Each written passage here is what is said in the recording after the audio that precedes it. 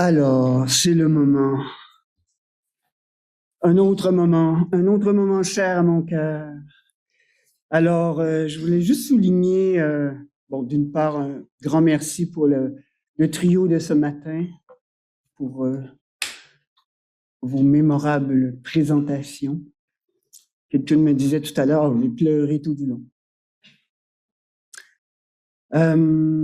Alors, je voulais juste souligner le fait que la présence de Joanne Chagnon à notre colloque est rendue possible grâce au soutien du département de psychosociologie et travail social et des ateliers de l'œuvrement. Le œuvrement, vous avez abondamment entendu ce mot, je crois, depuis hier matin. Alors, l'œuvrement dont il s'agit ici, c'est l'ensemble des idées, des pratiques, des processus, des échanges et des pulsions sous-jacentes qui orientent et propulsent la création artistique vers l'avant. Un grand écosystème, quoi. Alors, les ateliers de l'œuvrement se veulent un forum de réflexion sur ces questions, un laboratoire d'idées, générant une communauté de recherche, de projets communs et de collaboration.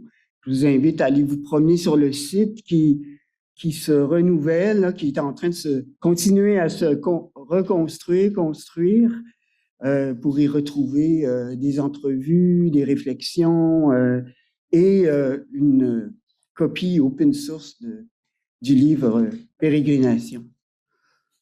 Alors, Joanne Chagnon. Depuis plus de 40 années, Joanne adopte une pratique artistique diversifiée. On parle art visuel, installation, photographie, vidéo, écriture, performance, art communautaire, artivisme. Elle explore diverses formes de diffusion et de types de lieux de présentation, souvent non conventionnels, adaptés à des contextes publics variés et souvent avec un aspect relationnel. Joanne a été coordonnatrice et rédactrice pour la revue S pendant 18 ans. Et depuis 2017, j'ai un côté très 20e siècle. Sinon 19e, mais bon, c'est un autre sujet. Depuis 2017, Joanne se consacre plus spécifiquement à la vidéo expérimentale, la photographie et l'écriture, disciplines qui lui permettent d'intégrer ses expériences précédentes. Elle crée avec tout d'elle. Elle aime faire appel autant à la technologie qu'au travail manuel et corporel à partir d'expérimentations directes avec une diversité de matériel et de processus de création. Cette fébrilité exprime l'urgence que Joanne ressent face à un monde complexe et en détérioration. Joanne a toujours été motivée par un désir d'intervenir face à notre monde inéquitable, nourri par un idéal de justice sociale et agir par le biais de l'art, la poésie dans le grand sens éclaté du terme, comme une façon appropriée de toucher la sensibilité des autres et de faire réagir et d'amener les autres à agir aussi poétiquement. Alors, je vous invite à aller vous promener ou à aller naviguer sur son formidable site, joannechagnon.québec, je crois. Très généreux site où on peut retrouver de ses films, de ses publications, de ses textes. Il y a un lien vers ses blogs. Joanne est une grande femme de parole et d'image. Alors, et aussi, vous pouvez le voir, son livre, elle écrit une espèce de rétrospective, elle va certainement en parler dans sa présentation, Naviguer malgré tout, qui retrace sa pratique entre 1986 et 2015. Aujourd'hui, Joanne nous présente une histoire de porosité. Elle nous dit à propos de cette histoire de porosité, je raconte mon expérience de la porosité, vécue comme manière d'être, de créer et d'entrer en relation autrement avec le monde. Je raconte une traversée, une aventure en territoire poreux où matière, méthode, posture et récit se rencontrent, se répondent, s'ouvrent les uns aux autres. Ce chemin, tissé au fil de mon parcours artistique des dernières années, s'est construit dans l'écoute, l'intuition, l'ouverture aux forces du vivant, aux tensions du corps et à la vibration du monde. C'est une façon d'agripper l'existence par son envers, d'ouvrir des portes discrètes, d'habiter les zones floues comme des lieux de potentialité. Une posture d'attention qui, plutôt qu'imposer un sens, laisse advenir. Une manière de créer des formes ouvertes, fragiles, en dialogue constant avec le dehors, dans le désir de comprendre sans enfermer. Ma pratique s'ancre dans le réel tout en le déplaçant, en l'altérant doucement. Elle propose un rapport sensible au monde où la porosité devient une façon de vivre pleinement l'incertain, là où peuvent surgir des solutions symboliques, poétiques, politiques. Sans plus attendre, ma chère Joanne, accueillons Joanne Chagnon.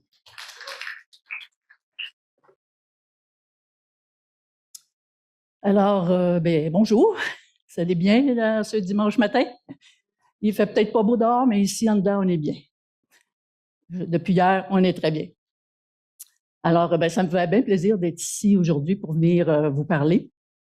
J'ai été assez honorée d'avoir été invitée à participer à ce colloque. Je vais donc vous raconter une histoire, celle de ma pratique en suivant un fil conducteur, comme on a dit, la porosité. Ce terme-là, il m'est tombé dessus au réveil, un matin, le matin même où j'allais commencer à travailler sur cette présentation. Pouf, comme ça, un flash.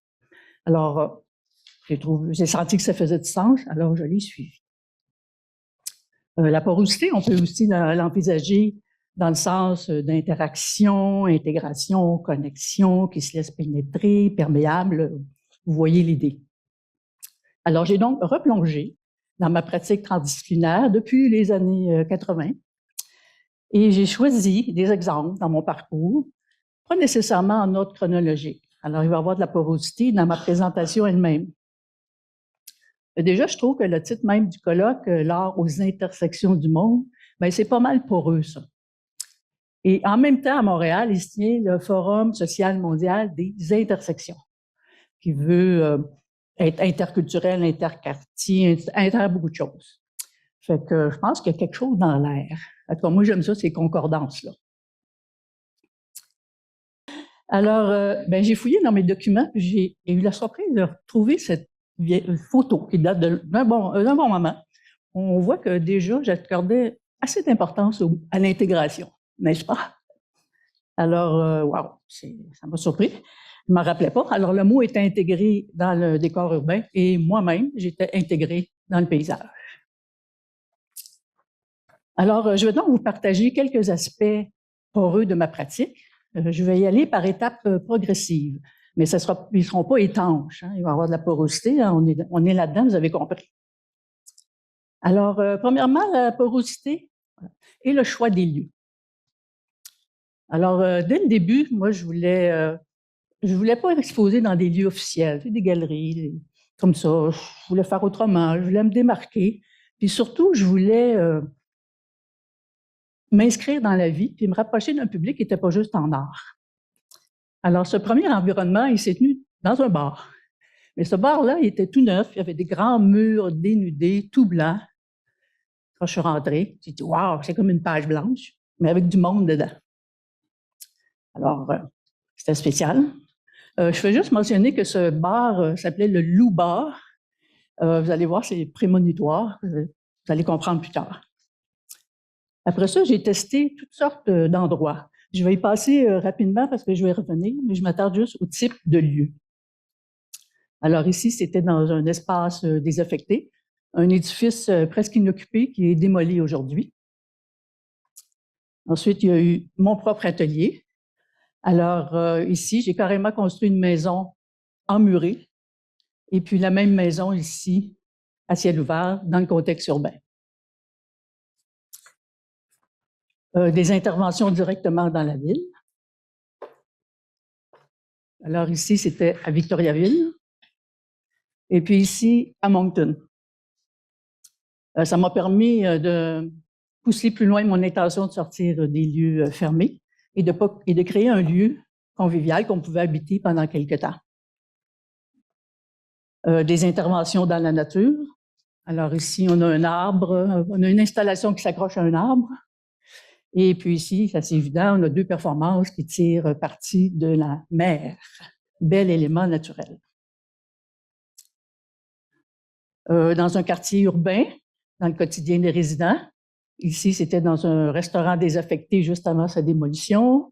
Et ici, c'était investir la galerie d'un logement habité.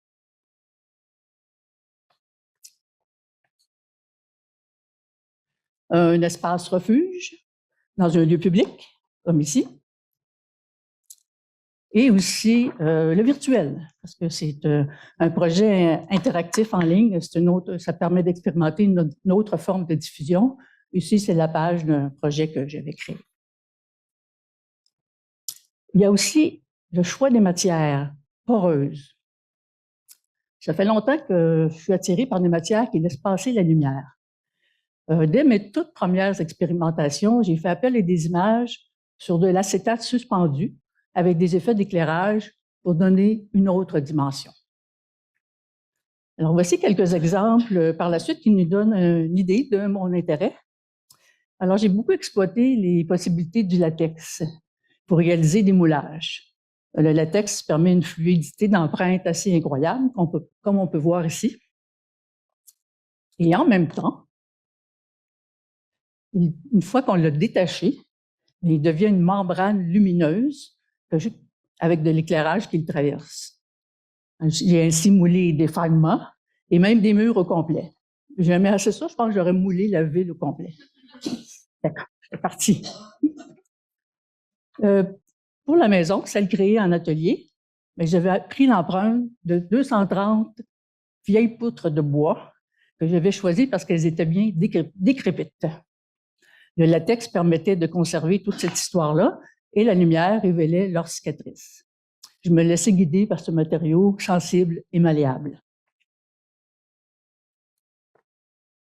Ceci, c'est un extrait vidéo où j'ai pris de la matière opaque, alors ici du papier, et que j'ai rendu aérienne grâce à l'éclairage. Ce choix de matière s'applique aussi quand je conçois un livre d'artiste. Ici, j'ai utilisé du papier vélin, on voit le texte à l'intérieur, à travers. Je voulais que les textes et le visuel se répondent d'une page à l'autre. J'ai aussi imprimé à l'endroit de visuel qu'on ait l'impression que les images et les mots passent à travers. Voilà pour les matières. Maintenant, la porosité et l'intangibilité. Parce que ce choix de matière, c'est pas anodin. J'y suis attirée parce qu'elle me permet à diverses réalités de s'interpénétrer.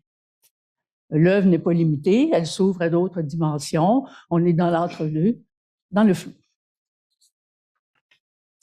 Dans certains environnements, dont celui dans le bar, entre autres, j'ai eu recours à 5 projecteurs à diapositive. Ça, c'était le moyen technologique à l'époque.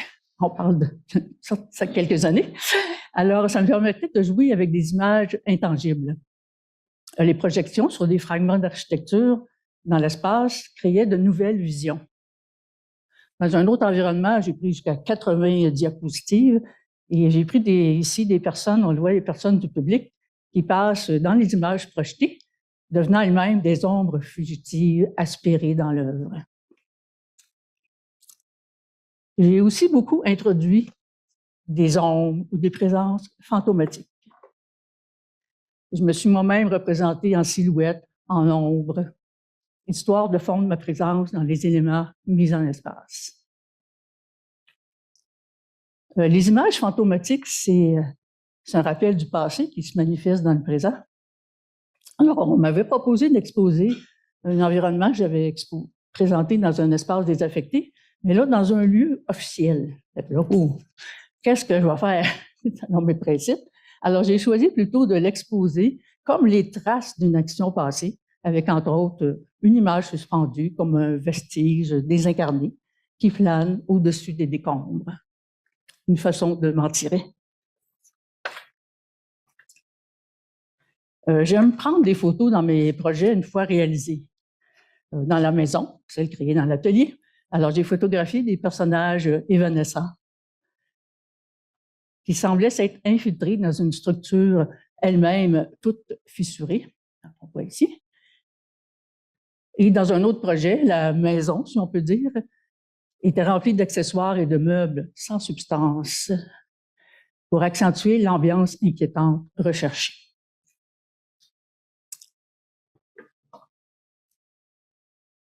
Ça, c'est d'autres exemples de photos que j'ai prises pour des projets ou à l'intérieur d'environnements déjà créés. Alors, j'aimais capter les figures humaines comme des présences évanescentes qui se fondent dans leur environnement. J'aime beaucoup de choses, j'aime aussi les surfaces qui reflètent et déforment la réalité. Alors, l'eau, par exemple. Dans mes projets à l'extérieur, l'eau était présente dans des bassins qui étaient installés au sol autour de l'installation centrale. Alors, ça donnait des images fuyantes sur fond noir, surtout le soir. Le miroir joue aussi la même fonction que l'eau. J'en ai souvent utilisé et je vais y revenir. Hey, accroche-toi. Ah. Les ombres également créent des formes insaisissables. Alors, on voit mon intérêt dans cette performance, n'est-ce pas? Où je me dédouble pas mal. Mon ombre converse avec cette peau noire par terre vidée de sa substance. Dans cette vidéo, j'ai fait appel à des ombres floues, des silhouettes, pour montrer une humanité menacée de disparition. Je vais donner un petit mot sur ma pratique en art vidéo, qui pour moi est un médium poreux en soi. C'est un aspect que j'aime de la vidéo, c'est qu'elle me permet d'intégrer, comme tu as mentionné, mes expériences artistiques dans une même œuvre. Et ce que j'aime aussi, c'est qu'elle me permet d'intégrer plusieurs disciplines, incluant le son. Je le mentionne parce qu'évidemment, on ne l'entend pas ici, mais dans beaucoup de mes projets, j'ai beaucoup accordé d'importance à l'aspect sonore. Et j'ajouterais que je filme souvent dans une certaine noirceur propice aux apparitions. Et même si au final, tout se résume à des pixels intangibles, mais pour moi, c'est quand même une matière, la matière vidéo, que je manipule par association, superposition, etc. Ça permet de créer des situations impossibles ou irréelles, comme ici dans le feu. Alors, des univers où les frontières se brouillent. La porosité, c'est dans les liens entre intérieur et extérieur. Parce que qu'est-ce que ça permet, cette intangibilité? Mais des frontières perméables. Ainsi, dans cet environnement, c'est celui dans le bar, j'ai fait entrer des fragments, entre autres, comme ici, des fragments, des empreintes, de véritables fragments d'architecture, comme si la ville entrait à l'intérieur de l'environnement. Puis le mouvement se faisait en sens inverse aussi. On avait ici une projection sur une façade extérieure par le biais d'une des fenêtres en arrière. Un souci de ne pas rester confiné, ouvrir, ouvrir, toujours. Pour le projet de la maison, c'est dans l'atelier, j'ai conçu une affiche qui en fait indiquait l'itinéraire pour se rendre au lieu d'exposition, comme une autre façon de s'ancrer dans le lieu où était élaboré le projet. Alors, il y avait 10 façades d'immeubles de la rue Ontario-Est qui figuraient, photographiés et mis en scène comme des décors vides, accompagnés de textes révélant toute la vie cachée que je leur imaginais. Donc, cette maison, elle n'existait pas juste dans l'atelier. Elle commençait à vivre dès qu'on faisait le trajet pour s'y rendre. Si elle avait été présentée ailleurs, ben, il aurait fallu lui inventer une autre histoire. Puis en même temps, j'explorais le processus inverse. Oh, je l'ai ici pourtant. Ah, là. Processus inverse, donc je transposais cette maison en nature. Lors d'un festival, c'était à Tokyo, j'ai d'abord créé une installation en galerie, c'est ce qu'on faisait, mais j'y ai progressivement introduit des photos de prises dans la ville. Alors, on pouvait y suivre un périple plutôt incongru, une forme animale, cette méga métropole propre et ultra efficace. À Victoriaville, je vais parler des miroirs. Alors, des miroirs, j'en avais installé un peu partout pour refléter la ville dans l'installation. Là, c'est intéressant parce que c'est comme ça qu'un élément architectural a pris une certaine importance. Alors, j'avais placé un miroir ici pour refléter la cheminée d'une ancienne manufacture. C'est tout ce qui restait de la manufacture. C'est là que, c'est autour d'elle que se tenaient des jeunes de Victo. Et c'est à cause de ce reflet que des jeunes se sont approchés du projet pour y participer ou juste pour se faire photographier à côté du miroir de leur cheminée. Et quand je prenais des photos pour documenter l'installation, bien, je cadrais toujours large pour bien marquer l'ancrage dans la réalité locale.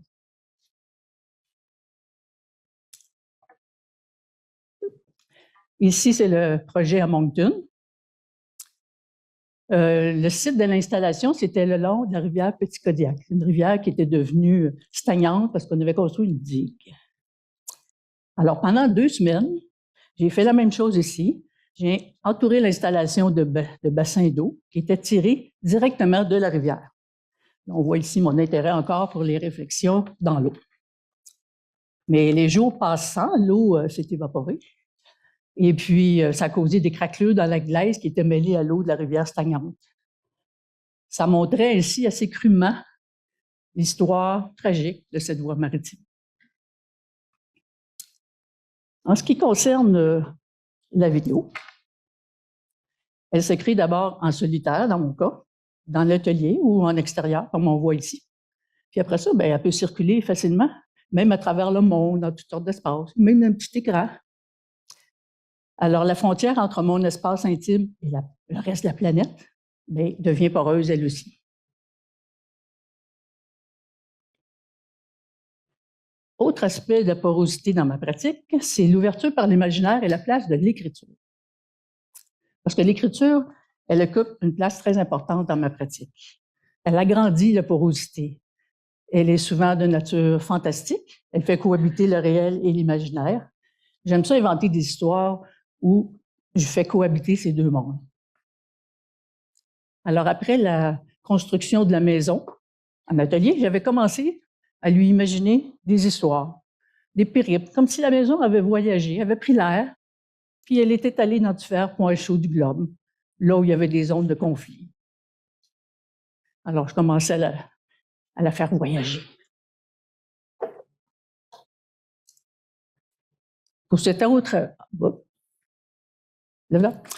environnement, ça a été l'occasion de développer une intrigue portée par le titre du projet qui était « Pouvez-vous trouver où est la clé? » Donc, ça amenait le public à porter un regard attentif.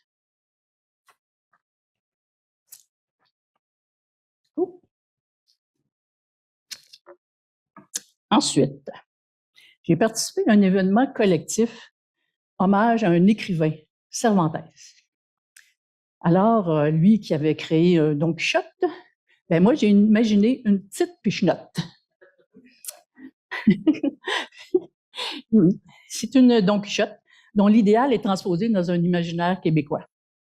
Alors, ça a donné une histoire fantastique en 6 épisodes. On suivait les aventures courageuses de ce personnage accompagné de son complice Loup. Chaque épisode était accompagné de montages photos et le tout dans 6 livres à la tranche de cire dorée qui étaient dispersés dans l'environnement. C'est un peu comme une chasse au trésor littéraire. Je fais juste noter ici la présence du loup qui commence à se pointer le bout du museau. Dans le projet, ensuite, c'est devenu encore plus important l'écriture. C'est comme une façon de s'inscrire dans un lieu par la fiction.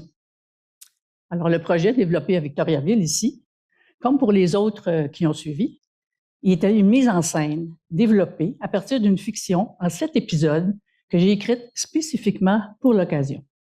ça me permettait d'arrimer l'imaginaire au social. Alors, cette fiction, dans ce cas-ci, débutait en fonction du site extérieur qui m'avait été attribué, donc le terrain d'un ancien hôtel au centre-ville qui avait brûlé, et avec la découverte fictive, là, évidemment, d'un chandelier dans les décombres.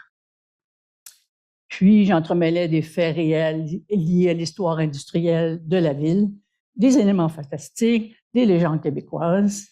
Le présent et le passé se chevauchaient. Et sur cette base littéraire, le projet d'installation s'est construit sur plusieurs jours avec personnages et costumes. Une partie de cette fiction se déroulait le jour. Là, elle était plus une intrigue réaliste. Et une autre partie se déroulait le soir, la nuit, qui entremêlait métamorphoses animales, rêves, légendes, tout ça. Alors, les costumes et même l'environnement sonore différaient selon le moment de l'intrigue. Et des photos étaient prises, comme on voit, de jour comme de soir. Là, tu vois, sur la base de ce récit, avec ce concept de jour confronté à la nuit, c'était le premier projet où j'ai commencé à formuler un concept d'inversion. Une inversion, ça remet en question la logique habituelle. Alors, pour moi, c'est le jour qui est terrifiant. C'est, si on pense aux forces économiques, par exemple. Alors que la nuit, elle apaise. Elle abrite des créatures qui veulent défaire cet ordre établi. Alors, je me disais, dans ma logique tordue, que si jusqu'à maintenant, tous les recours habituels n'ont pas empêché le monde d'aller aussi mal, bien, on pourrait peut-être aller puiser ailleurs. Voilà où me menait l'écriture. Dans ce projet qui a eu lieu à Saint-Jérôme, un peu de même nature que le précédent, il a consisté en 2 volets. Cette fois-là, il y avait une partie à l'intérieur d'un centre d'exposition. Mais je voulais évidemment m'en échapper, comme toujours. Alors, j'ai ramené l'extérieur à l'intérieur du lieu d'exposition en écrivant une fiction en 10 épisodes inspirés spécifiquement, là encore, par l'histoire de la ville, le développement de la région, des faits divers, des légendes locales. Je faisais bien de la recherche. Alors, chaque épisode était jumelé à une photographie qui était prise au préalable à divers endroits dans la ville, bien identifiés, qui mettait en scène le personnage principal de la fiction. Le texte était présenté dans 10 livres dans le lieu d'exposition et les photos faisaient la preuve qu'une action avait bien eu lieu à l'extérieur. Dans le texte de fiction, on pouvait y suivre le personnage principal dans une histoire de meurtre inquiétant, d'êtres poilus, de monstres souterrains, pas mal de frontières poreuses.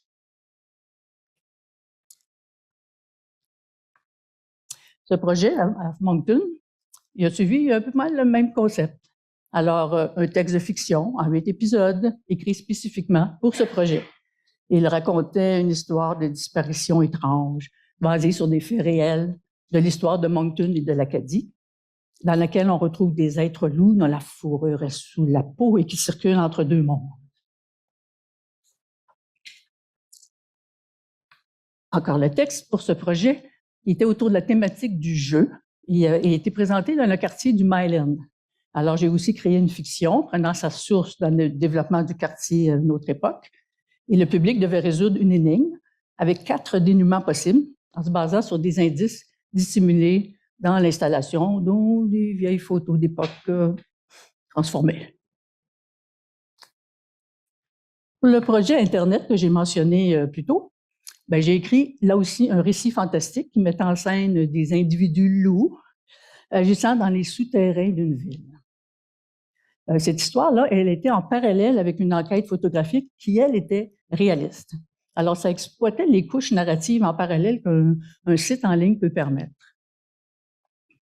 Ici, le projet comptait sur la participation du public pour le développer. Alors, on découvrait ces participations en glissant la souris sur une des images de la fourrure d'un loup.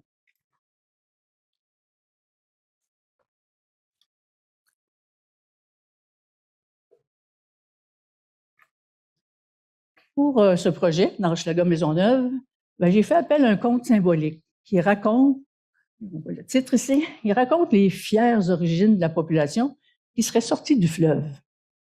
Elle aurait gardé comme particularité des écailles à certains endroits sur la peau.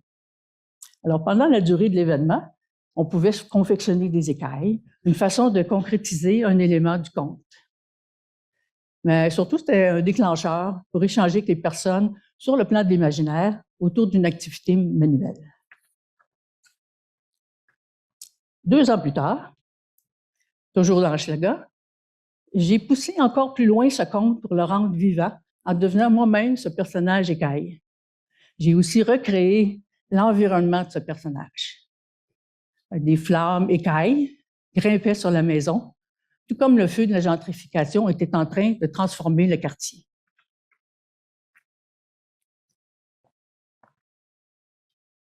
Ici, pour l'événement Le Dispensaire, c'est un genre de clinique spéciale, mais qui visait à soigner le mal à l'âme sociale. OK, ça, c'est la tente qu'on a vue au début. Alors, j'avais conçu un rituel qui commençait par quoi? La lecture d'un petit conte où l'on marche à reculons pour remonter le temps et comprendre où l'humanité a déraillé. Bref, l'écriture, pour moi, c'est comme une porte vers d'autres dimensions dans mes projets d'installation ou relationnels. Une autre façon d'aborder l'écriture comme je la pratique, c'est le livre d'artiste. Ce qui m'intéresse, c'est comment les visuels et du texte peuvent interagir dans un même objet. Faire découvrir le texte en manipulant un objet comme des secrets enfouis. Fragmenter le texte, le disposer de façon inhabituelle dans la structure d'un objet livre. Le sens aussi se découvre par le toucher, quand les mains entrent en contact avec la texture ou la souplesse des papiers ou même de la fourrure.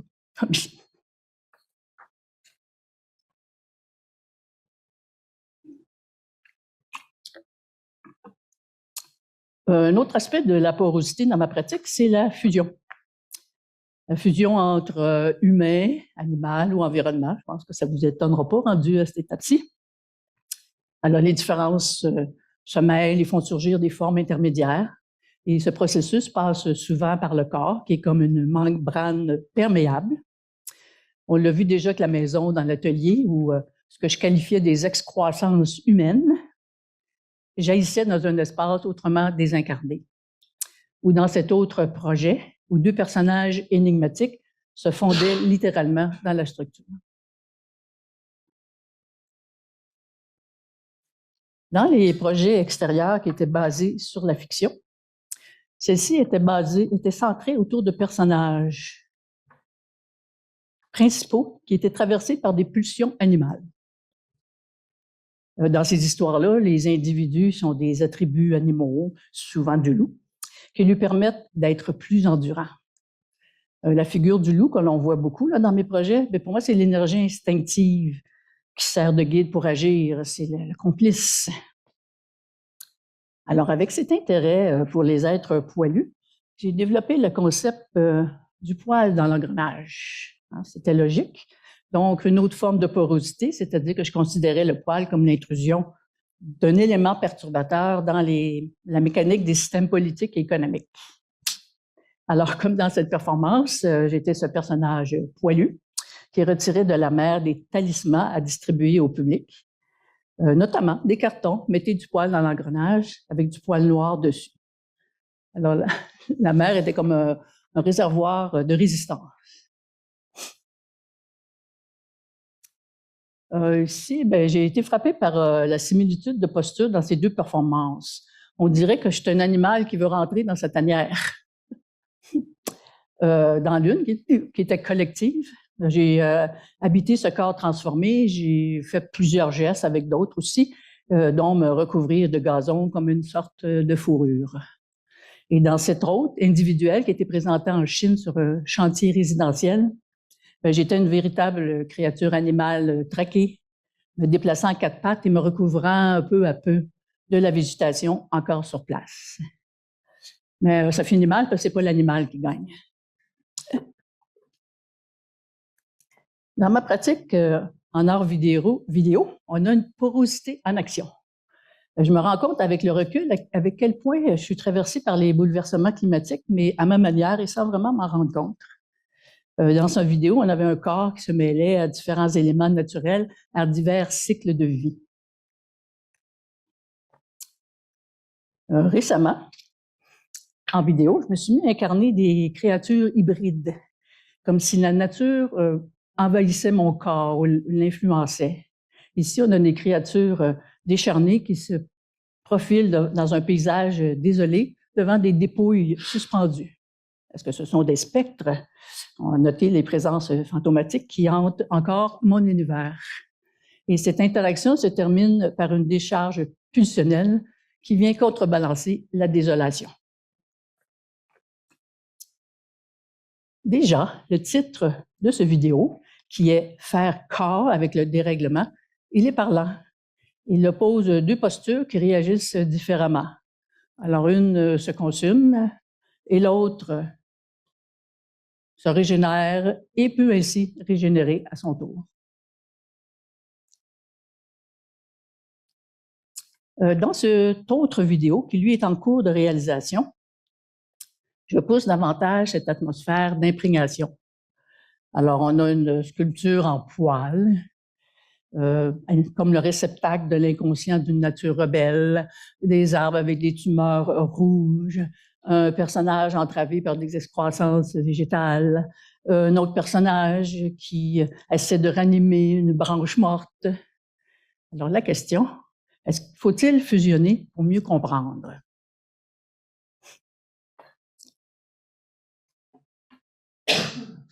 Dans un de mes livres qui comporte une quinzaine de photomontages, on retrouve dans chacun des éléments animaux, végétaux et humains qui s'interpénètrent, une manière de montrer les liens constants avec le vivant. Autre aspect de la porosité dans ma pratique, le lien avec l'ambiguïté. La fusion dont je viens de parler, elle mène à ceci. Plus c'est poreux, plus c'est ambigu. C'est quasiment inévitable, je trouve, dans notre monde complexe. Alors, j'aime travailler avec les apparences trompeuses, les formes de représentation, comme pour cet environnement, celui dans le bar, qui s'appelait « Quel mur propose la bonne réponse ?» Donc, on voit ici juste une partie. En effet, quel mur? Hein?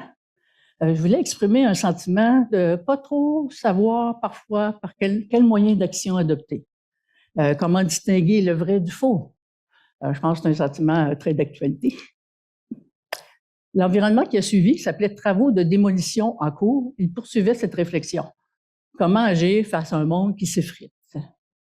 J'ai utilisé ici des miroirs déformants, en plus des autres moyens que j'ai utilisés, pour augmenter l'effet d'ambiguïté recherché.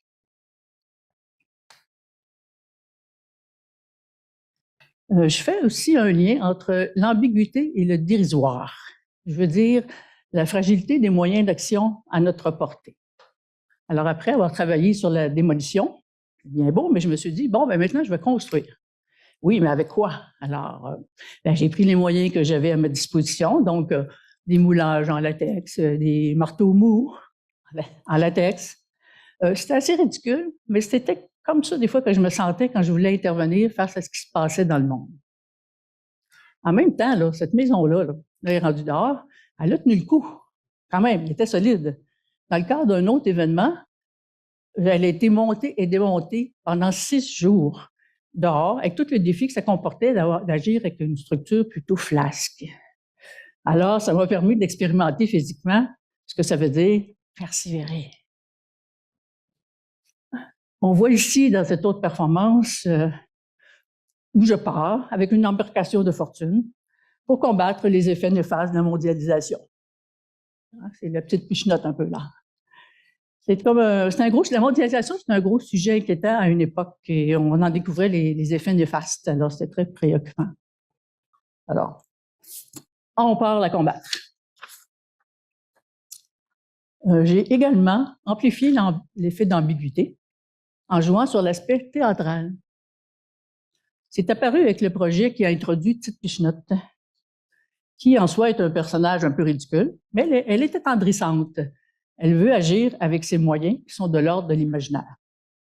Bon, ça a bien à donner parce que le projet a été présenté au deuxième étage d'un théâtre, le Rialto, pour le nommer, et j'ai choisi de m'installer dans les coulisses, derrière l'estrade, et le public devait passer à travers un rideau de scène. Donc, un théâtre inversé où tout se déroule en arrière-scène. Et aussi comment démêler le vrai du fictif. De plus, tous les éléments de cet environnement, comme d'autres après, vous avez commencé à voir, étaient uniformément recouverts de tissu rouge. C'était comme une façon de les faire ressortir autrement. Et en fait, c'était des accessoires puis des meubles sans intérêt. Et l'effet de les recouvrir d'une matière chatoyante les faisait entrer dans la fiction. Et cette théâtralité augmentait encore plus l'ambiguïté entre réel et imaginaire.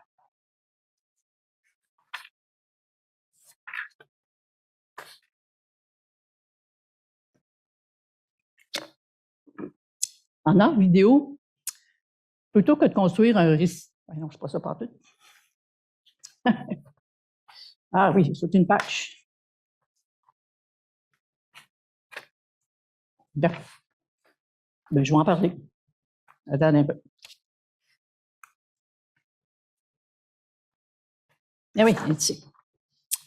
Alors, ben, cet aspect théâtral, je reste dans l'aspect théâtral, c'est continué avec les projets à l'extérieur. Le lieu de l'œuvre, c'est déjà une scène ouverte, comme j'ai déjà en parlé un peu, mais rien n'était fait pour cacher l'aspect théâtral, dont l'utilisation de rideaux de scène. Alors, les projets avaient déjà comme base une fiction et cette théâtralité augmentait encore plus l'ambiguïté, encore entre réel et imaginaire.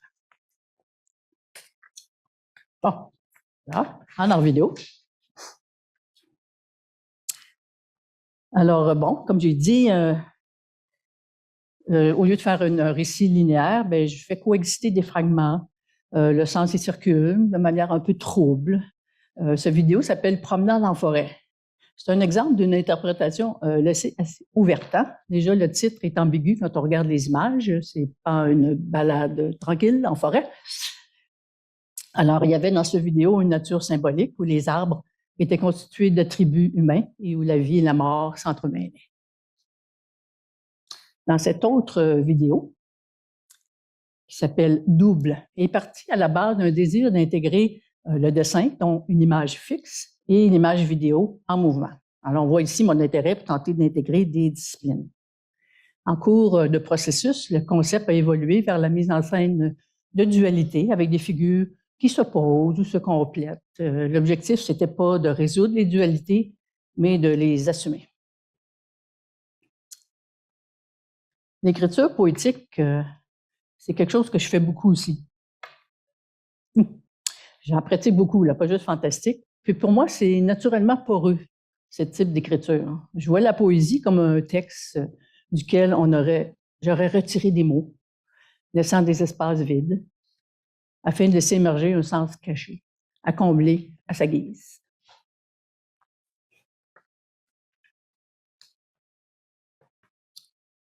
Alors, on va ouvrir un peu plus et on va considérer la porosité et le lien de relation avec les autres.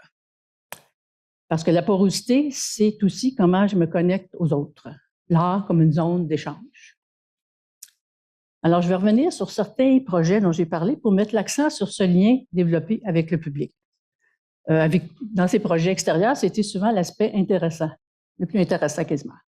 À Victo, le public était invité à entrer dans la fiction en endossant les costumes mis à sa disposition et à se laisser photographier dans l'installation et devant les curieux. Ça créait une animation sur le site de jour comme de soir. C'était devenu une habitude de venir s'y attarder, comme cet homme ici avec son manteau à tête de loup. Il était fier de le montrer. Ce projet m'a permis de réaliser à quel point les gens ont besoin de parler, de se défouler même. Alors, si j'avais mis une tribune avec un micro, là, ça n'aurait pas eu le même effet. Mais une installation de nature artistique, ça permet davantage. Le projet à Saint-Jérôme, comme j'ai dit, il y avait un volet à l'intérieur d'un centre d'exposition, mais comme je tenais encore à intégrer la participation du public, dans un espace imaginaire. Alors, je me suis installée dans le parc en face pendant 10 jours. Et le public est invité à se faire photographier en utilisant, à sa guise, les mêmes accessoires et costumes qui avaient servi pour les photographies exposées à l'intérieur. La participation a été assez incroyable. Vraiment, ça faisait la queue. Je pense que les gens aiment se faire photographier. Et là, il y avait l'occasion de le faire dans un contexte différent, évocateur, à leur guise. Les photos ont été ensuite accrochées au mur de la salle à l'entrée de l'exposition. Donc, ça créait une boucle. On se faisait prendre part dehors et être exposé à l'intérieur. Et ça accentuait l'idée d'une porosité entre fiction et quotidien.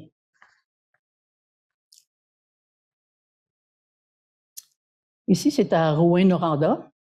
J'avais été invitée à un événement de performance, mais j'ai plutôt fait le compte-rendu d'une action que j'avais réalisée la semaine avant.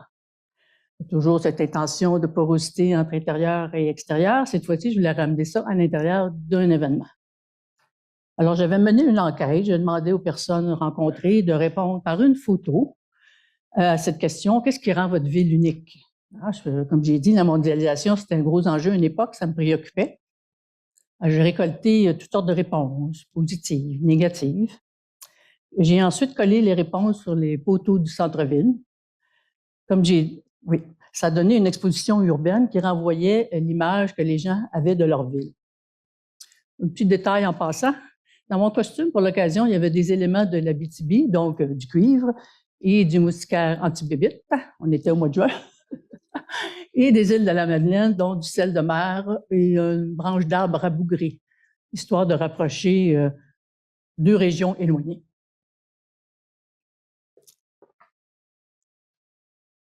Pour ce projet d'Hochelaga-Maisonneuve, ça s'inscrivait dans la suite de mes préoccupations face à la transformation de certains quartiers montréalais. Mais là, cette fois-ci, je pouvais agir auprès des personnes concernées. Alors, il y a eu d'autres interventions en même temps, mais moi, pendant 5 jours, j'ai investi un restaurant très populaire dans le quartier qui était resté intact, mais pas en opération, mais tout était figé. Et juste avant qu'il soit démoli, pour faire place à un bel aménagement et des commerces qu'on appelle branchés. Alors, pour faire un rituel funéraire blanc pour un pan de culture qui s'éloignait, j'étais en blanc pour incarner un personnage fantôme, on le voit un peu ici, là, qui revenait dans le quartier voir qu'est-ce qui se passe. J'avais recouvert les tables, les chaises de tissu blanc, les nappes, les assiettes, les fourchettes, tout était en blanc. Au préalable, j'avais distribué 800 sacs d'invitation aux alentours avec un coupon pour une dégustation de gâteau blanc au crémage blanc. C'était les bénévoles d'un organisme où j'étais impliquée qui préparaient les gâteaux chaque jour. Les sacs contenaient aussi un petit contenant pour emporter un souvenir avant qu'il soit trop tard. Les résidents ont répondu en grand nombre à l'invitation parce que c'est un lieu qu'ils aimaient beaucoup.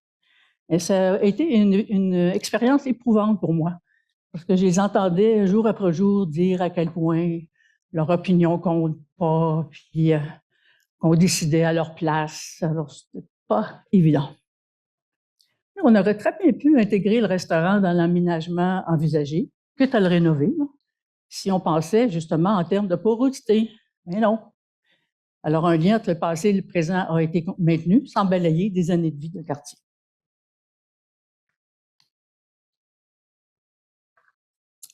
L'année suivante, juste en face, j'ai suspendu dans le conteneur qui m'avait été attribué 2 punching bags avec du cuir, du crin de cheval, des barbelés en cuir, et le public pouvait se défouler, exprimer physiquement le ressenti dont j'avais été témoin.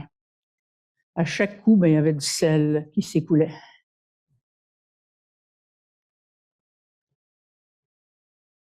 Pour l'événement, le dispensaire dont j'ai parlé tout à l'heure, j'ai privilégié cette fois un abri fermé, un entre-deux, une bulle hors du temps. C'est la tente qu'on a vue déjà, afin de pouvoir instaurer un rituel avec un nombre limité de personnes à la fois. On était dans la guérison, mais les soins. Le sol était recouvert de sable légèrement chauffé dans lequel on pouvait reposer ses pieds. On pouvait aussi soigner son besoin de toucher en façonnant de la cire d'abeille chauffée. Et on pouvait aussi se remplir soi-même une ordonnance. Alors, qui, mieux que soi-même, sait ce qui est bon, son propre bien-être, hein? Alors, on a une inversion des rôles ici. Alors, ça donnait d'agréables moments à naviguer en imaginaire dans un monde à refaire, tout en satisfaisant ses sens.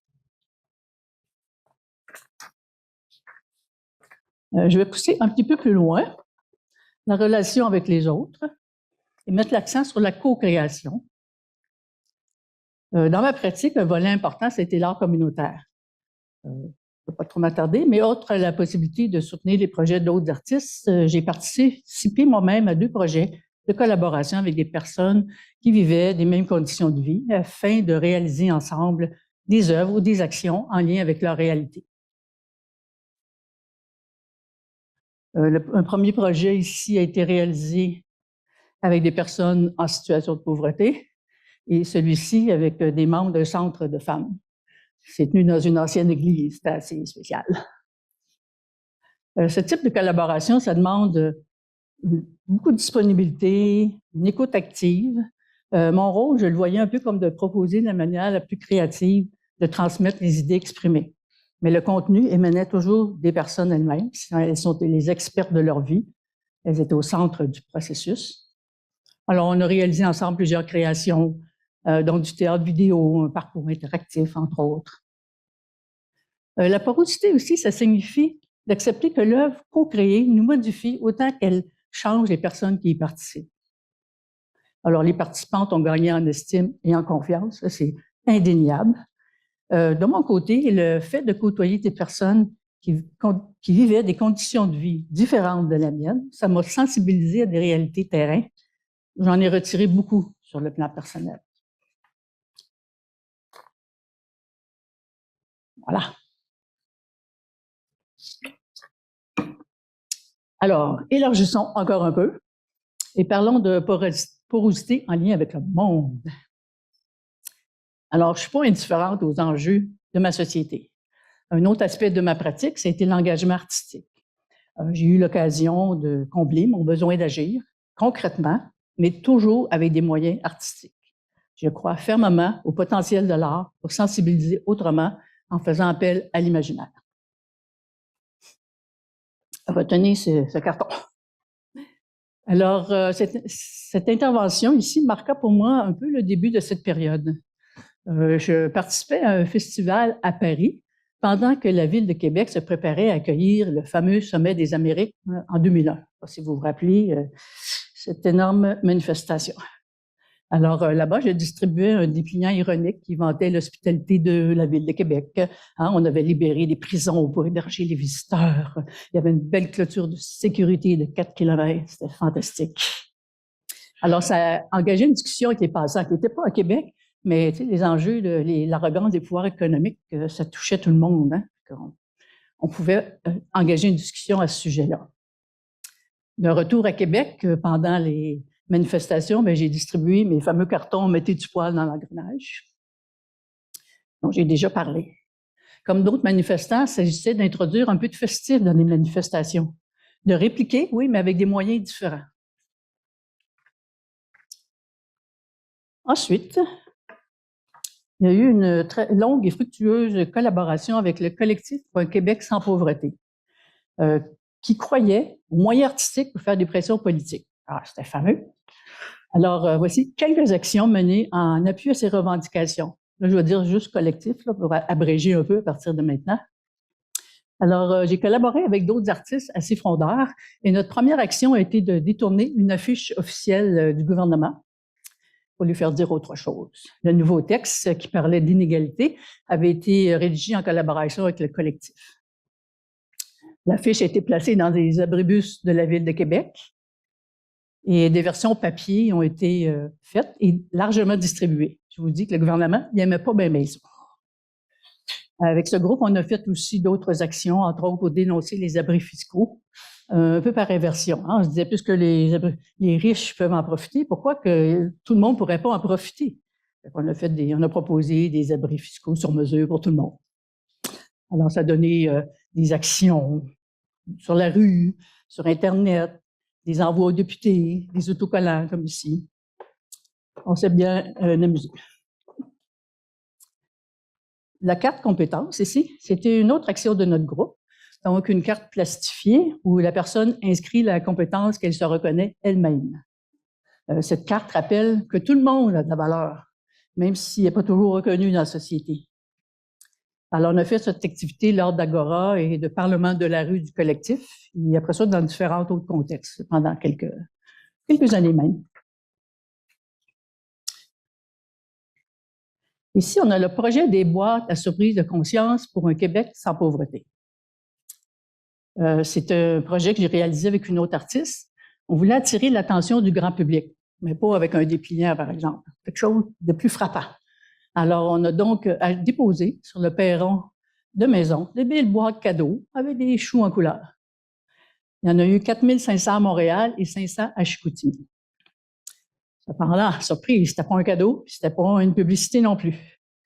Alors, dans chaque boîte, on retrouvait des textes, ici, dans le beau papier de soie, qui défaisaient quelques préjugés, un coupon envoyé au premier ministre de l'époque, et cette phrase, « Est-ce qu'on se fait le cadeau d'une société sans pauvreté? »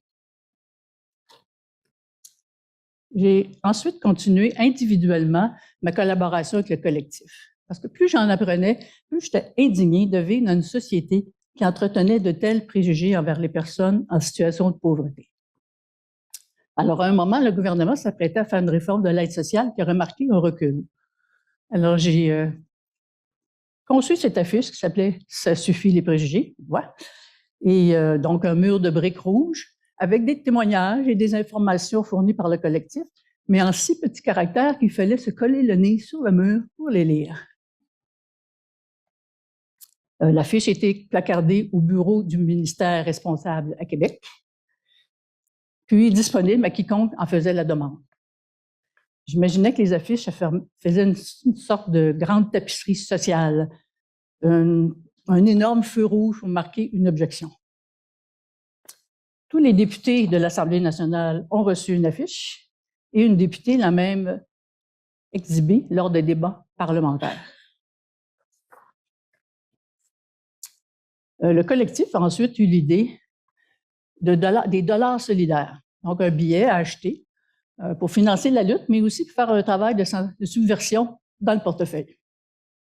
Alors, j'ai conçu la première émission de ces dollars qui jouait sur le jeu de mots, le boulot, l'arbre, et le boulot, donc le travail pour poursuivre la lutte. Dès le départ, ce qui était spécial, c'est qu'il était prévu que ça finirait dans une œuvre. C'est sûr que ça allait constituer un témoignage d'une volonté populaire pas mal plus éloquent que des noms sur une pétition.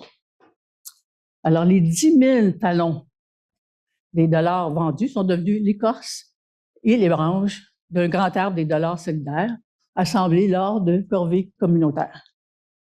Puis, suspendus entre 2 feuilles acryliques, l'une transparente, l'autre jaune. On reconnaît ici mon intérêt constant pour la transparence. C'est comme un vitrail, ça veut dire. Puis ça, c'est une partie, parce qu'il a été présenté publiquement, souvent en partie et parfois au complet. Alors, c'est rien qu'une partie. À chaque installation, une lettre est envoyée à tous les députés pour leur rappeler leur responsabilité. Et des installations, il y en a eu plusieurs. J'ai assuré ensuite la direction artistique d'une publication que préparait le collectif et qui a rassemblé dans une forme très créative la parole de 155 personnes qui témoignaient de leur engagement citoyen. Alors, on y retrouvait, entre autres, beaucoup de feuilles héritées des dollars solidaires de toutes les manières, des mains, de la solidarité. Alors, on en voit une partie. Et lors du lancement, j'ai orchestré une prise de photos avec plusieurs participants du livre qui tenaient chacun une grande feuille verte. C'est comme si le livre sortait de ses pages et s'animait. Et une dernière collaboration que je vais mentionner ici avec le collectif. Alors, pour clore une campagne qui avait récolté plus de 100 000 signatures, il y a plus de 1000 personnes qui avaient envahi la colline parlementaire à Québec pour y déposer la pétition. Alors, j'ai participé en réalisant, en même temps que d'autres animations, une intervention artistique qui s'appelait le bal des 100 000 battements de cœur pour le droit au plaisir, que pour moi, le plaisir, c'est un autre besoin aussi essentiel à revendiquer. Alors, on entrait dans cet espace de bal pour y danser sur des airs de valse québécoises. La seule condition requise était d'endosser des gants ou un foulard préparé pour l'occasion. J'aimais l'idée de faire un pied de nez en dansant devant le Parlement. J'en ai profité pour filmer les réponses à des questions, comme est-ce que ça a du bon sens de parler de plaisir dans le cadre d'une mobilisation? Ou comment on se sent quand on se fait juger parce qu'on s'accorde du plaisir lorsqu'on est en situation de pauvreté? Les réponses ont été diffusées en ligne avec l'accord des personnes. Voilà. Je vais mentionner 2 autres actions. À l'automne 2011, on se rappellera qu'Occupons Montréal a constitué un moment mémorable de contestation citoyenne. Alors, j'ai réinstallé au centre de l'agitation mon abri noir, celui du dispensaire, que j'ai renommé la grotte. Alors, toute personne intéressée pouvait tenir une intervention artistique, ce qui est arrivé à plusieurs occasions. Sinon, la grotte devenait un espace où se déposer. J'y ai recueilli des témoignages d'épuisement de personnes impliquées dans l'occupation, comme si le lieu était propice à des confidences.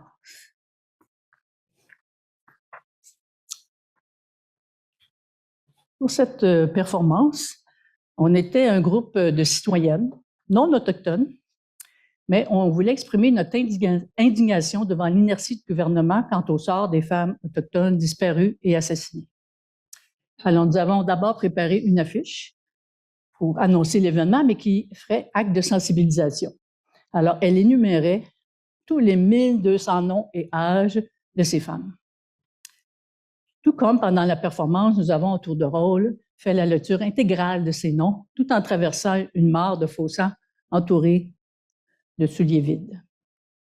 Les membres du public étaient invités à faire un bout de lecture avec nous. Ici, je reconnais quelqu'un là. Ouais. Il est important que chaque action artistique, que cette action-là mène à un geste politique concret. Ça, c'est bien important.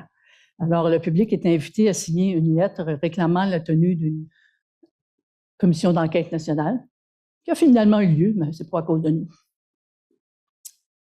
Bon, je vais finir avec un autre aspect, mais cette fois-ci, il est antiporeux. Antiporeux. C'est-à-dire la tension entre l'intime et le collectif. OK? Je suis poreuse, OK? Mais je choisis ce qui me traverse. La porosité, ça agit comme une boussole intérieure. Apprendre quand ouvrir grand, puis quand se refermer pour mieux se régénérer. Dans le projet d'art communautaire avec des personnes en situation de pauvreté, leur franchise, même pour exprimer des réalités difficiles, m'a amené à parler de mes propres vulnérabilités dans nos créations collectives, entre autres en parlant des carapaces que je m'étais créées. Ça m'a amené à considérer que le fait de prendre soin de moi ne m'empêchait pas de prendre soin des autres ou du monde dans lequel je vis, bien au contraire. J'avais vraiment tendance à m'oublier. Ces 2 performances ici étaient aussi de nature personnelle. Dans celle-ci, je me frappais un mur et au lieu de voir qu'il y avait de l'espace autour, je manquais donc de recul. Je finissais par réaliser qu'il y avait d'autres chemins plus doux que je pouvais prendre. Je finis par me glisser en dessous du mur et rejoindre la mer. Et dans celle-ci, j'étais chargée au début de divers éléments pesants dont je me débarrassais peu à peu. Donc, c'était une sorte de lâcher-prise en direct. Voilà. Bref, si je ne vous ai pas trop perdu en cours de route, je vais conclure. Mais me préparer pour ce colloque, ça m'a donné l'occasion de refaire le tour de mon parcours. J'en ressors avec l'impression que je vais continuer en ne perdant jamais de vue comment vivre la porosité dans ma pratique. C'est renforcé. Et cette perméabilité est devenue une véritable posture. Je ne me suis pas toujours sentie aussi connectée. C'est quelque chose qui a évolué avec le temps, comme une recherche de ce que je pourrais qualifier de certaine paix intérieure. C'est peut-être pour en arriver là que j'ai autant, sans le savoir, cherché de la porosité dans ma vie et dans ma pratique. Aujourd'hui, si je regarde qu'est-ce qui se passe avec les crises climatiques et sociales, je pense que c'est seulement ensemble qu'on va pouvoir espérer s'en sortir. Et pour ça, il va falloir de la porosité. C'est ce qui nous viendrait en aide pour peut-être répondre aux enjeux de notre époque.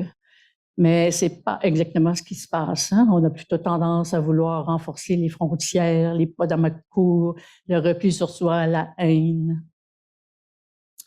Alors oui, je le sais que le monde va mal. Et dans l'intime de ma pratique, je suis traversée par ces courants qui agitent le monde. Mais je les laisse m'infiltrer sans jamais préméditer ce dont je veux parler. Pour moi, c'est essentiel de laisser émerger le sens sans le contrôler. Plutôt dériver vers des propositions, même farfelues, qui font appel à l'imaginaire, au sensible. La porosité, ça agit comme une loupe. Elle révèle les interstices, ces lieux où l'espoir pourrait pousser malgré tout. On en a bien besoin. Merci de votre attention.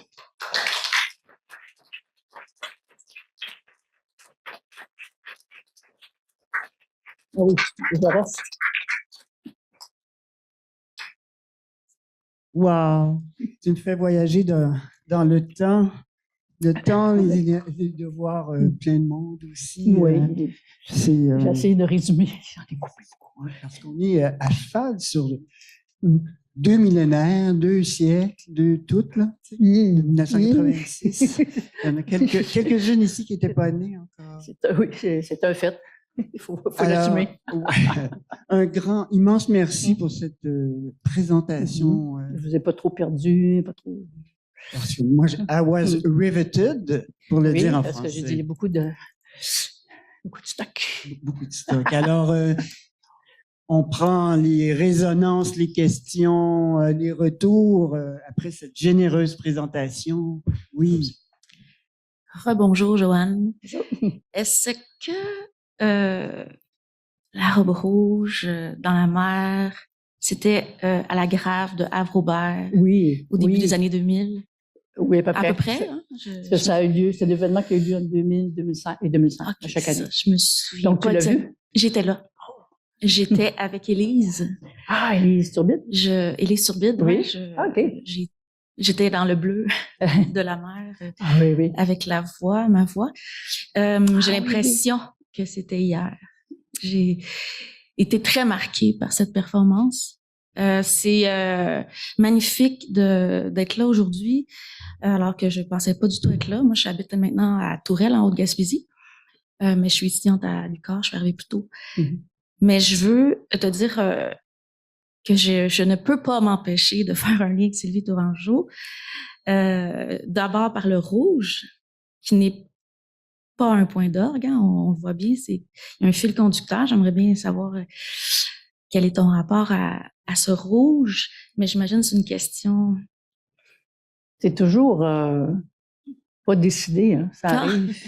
Comme j'essaie de dire, ça arrive. Je pense que c'est une couleur vibrante. Hein? Il y a beaucoup de passion là-dedans. On peut y accoler beaucoup d'attributs. Ça m'a attiré. J'ai suivi. Est-ce qu'il y a un lien avec l'enfance? S'il y en a un, je ne l'ai pas vu. Je ne crois pas. Parfait. Ben, merci de théoriser. Je sais que moi, pour faire un lien aussi avec le 7e sens du collectif, je pense qu'on a tous et toutes à gagner. Je vais parler pour moi, d'avoir un accès à la théorie derrière la pratique. Puis ça fait toute la différence quand on fait l'inverse. Donc, de voir l'expérience qui parle, qui s'écrit, qui se raconte, qui se lit, qui nous donne accès à l'arrière-scène du théâtre Rialto. C'est ça que je voulais faire. Je voulais montrer comment ça se traduit. Moi, en tout cas, non seulement tu m'as pas perdu, mais je me suis sentie retrouvée. Proust sort de ce corps, mais c'est comme ça, il est là. À la recherche du temps perdu, le temps retrouvé. Donc, merci beaucoup. Puis je veux lire autre chose, je veux voir les objets. Merci d'écrire, merci de publier, merci de croire au livre. Puis j'en profite, là, je fais pas ça d'habitude, mais l'université d'été en lettres et création littéraire débute ce soir, puis on est là pour 2 semaines. Puis je pense qu'il y a un milieu littéraire, je parle en mon nom, mais moi, dans le milieu littéraire, qui ne vient pas du monde littéraire, je viens de la musique à la base, on a besoin de vous. Venez nous voir, on a tous à gagner d'être ensemble, pas de frontières, puis à l'intersection des arts. C'est Ouais, ça. ouais. L'art. Sylvie Tourangeau m'a dit, et je n'ai jamais oublié, l'art, c'est la vie, c'est l'art. Mhm. J'y pense et j'y réfléchis encore. Merci. Parfait.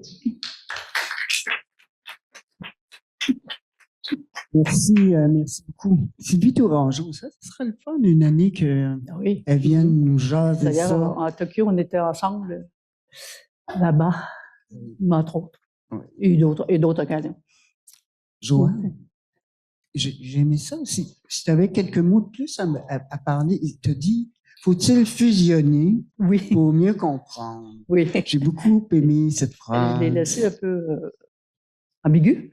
En voulant dire, est-ce que, comme dans cet exemple de vidéo, il y a un corps qui se trouve imprégné ou envahi par une nature?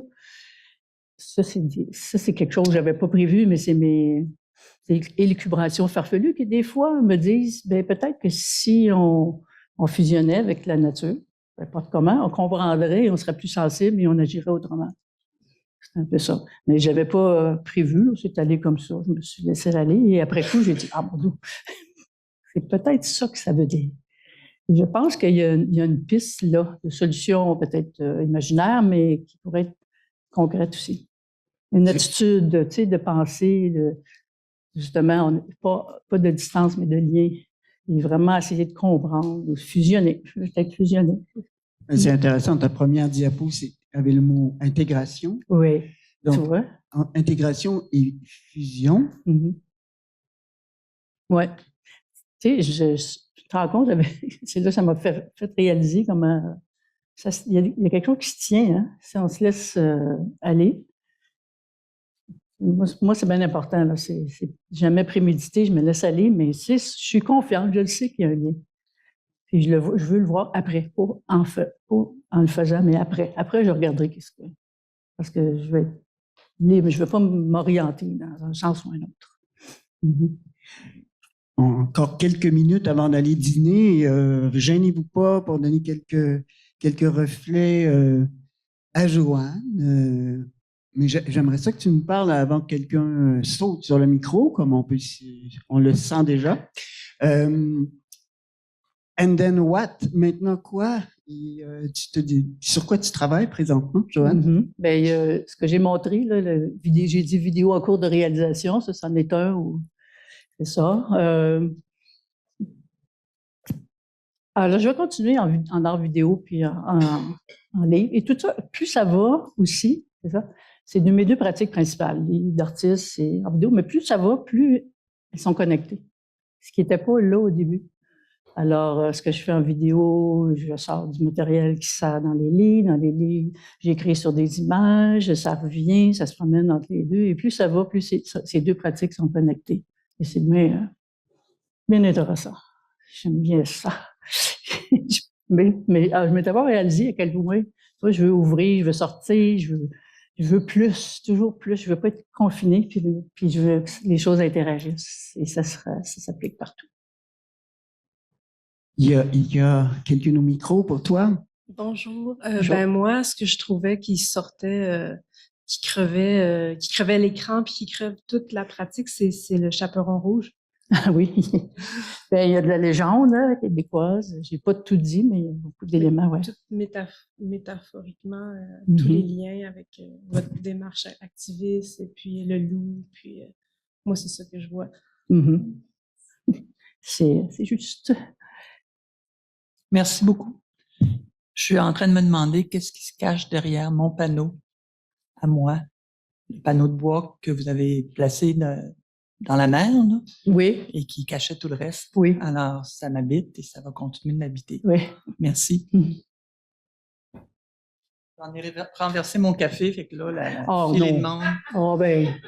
Ça doit être une performance. Je voulais pas ça, là. Il y a Marie-Pierre ici. On dirait qu'on cogne toutes, tu sais. En tout cas, excusez. Mais c'est bon. bien de parler près du micro. Oui, voilà. Merci pour ta présentation. C'est une belle rencontre. Je connaissais pas l'ampleur de ton travail. Dans l'idée de la porosité, tu sais, dans ma pratique, moi, ce qui m'intéresse, c'est les points de rencontre. Puis, ce que je trouve intéressant aussi, c'est de sentir que quand on a comme une espèce d'hyperactivité, de curiosité de tout ce qui se passe, ces points de rencontre-là nous construisent ou nous développent autrement. Je me demandais, est-ce que tu as l'impression qu'à travers ta pratique ou ton parcours, là où tu en es aujourd'hui, est-ce que tu as atteint comme un certain sentiment de complétude? Oui, beaucoup plus. Oui. Ouais. Mhm. Oui. Tu vois, je dirais, la correspondance avec Suzanne m'a beaucoup aidé à le réaliser. Mhm. Et probablement que ma présentation n'aurait pas été la même si on n'avait pas eu cette année de correspondance aussi. Parce que c'est comme si, à un moment donné, ça a placé des morceaux. Je me dis, ah, OK, je comprends quelque chose, là. Mhm. Puis ça, c'est quelque chose, ça fait du bien. Ça prend du temps, hein, Oui. quand même. Mhm. Et c'était là aussi, mais il fallait le voir.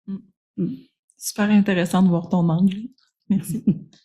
Merci, Marie-Pierre. On va terminer avec Patrick. Je me déplace, parce que la lumière est forte. Salut, Joanne. Oui. Salut, Patrick. Je voulais juste, j'aimerais ça souligner ta contribution pour rendre ce monde plus habitable. Puis ça s'est décliné dans plusieurs façons là, dans ta présentation, mais ce que j'aimerais entre autres souligner, c'est le travail que tu as fait avec le collectif pour un Québec sans pauvreté. Je pense qu'il y a comme vraiment quelque chose de super là-dedans que je veux comme souligner. Fait que, dire bravo. Puis aussi toute ta contribution là, pour ce qui est du mouvement que j'appellerais d'art communautaire, pour donner une voix, participer à donner une voix à des gens qui généralement ils n'ont pas de voix pour une raison. Là, c'est construit un peu comme ça. Fait que le fait que tu as pris le pari ou le parti pris de ce qui vibrait à l'intérieur de toi pour dire c'est tout à fait inacceptable que les gens ici vivent de l'exclusion sociale, de la pauvreté, de la violence, etc.